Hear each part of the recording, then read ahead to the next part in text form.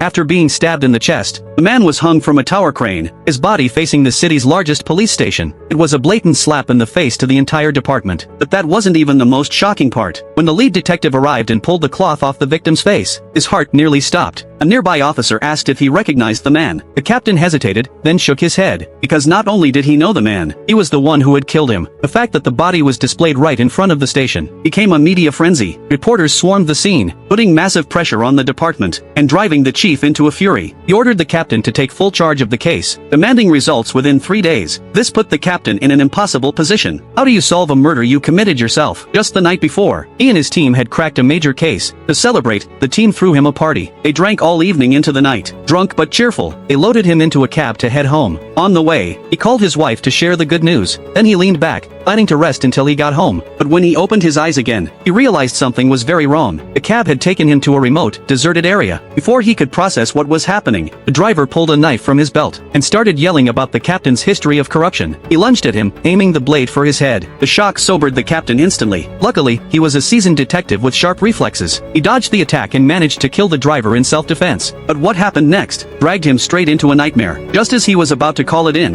his phone rang. It was the police chief, having dinner with high-level officials and discussing the captain's upcoming promotion. He warned him to lay low and avoid trouble for a few days. At that moment, the captain made a fateful decision. He would cover up the killing. After all, it was the middle of nowhere. No witnesses, no cameras. He erased all traces of himself, then dumped the body, assuming no one would find it for ages. But the next morning, the corpse was hanging outside the police station. Even with all his experience, the captain was now truly afraid. Then one of his detectives, Mark, found a suspicious taxi near the scene. He called Johnny, who was closest, to check it out. While searching the car, Johnny discovered a tie clip under the back seat. He recognized it instantly. He'd given it to the captain just the night before, but instead of reporting it, he quietly pocketed the evidence. Then they opened the trunk and found large amounts of blood. It was clear the body had been transported in that car. But aside from that, the forensic team found nothing else. The captain finally let out a sigh of relief. His team was working hard, and soon, they tracked the cab's route using city surveillance footage. The videos even showed a passenger in the back seat, but the image was too blurry to identify him. They assumed the passenger must be the killer. Hearing this, the captain rushed to the spot where he had gotten into the cab. He took note of the surveillance camera ID. Back at the station, he used a work inspection as an excuse to steal the footage showing him entering the cab. He thought he had covered all his tracks. But just then, Johnny raised his hand and announced he found the suspect in another video, and this time, the face was perfectly clear.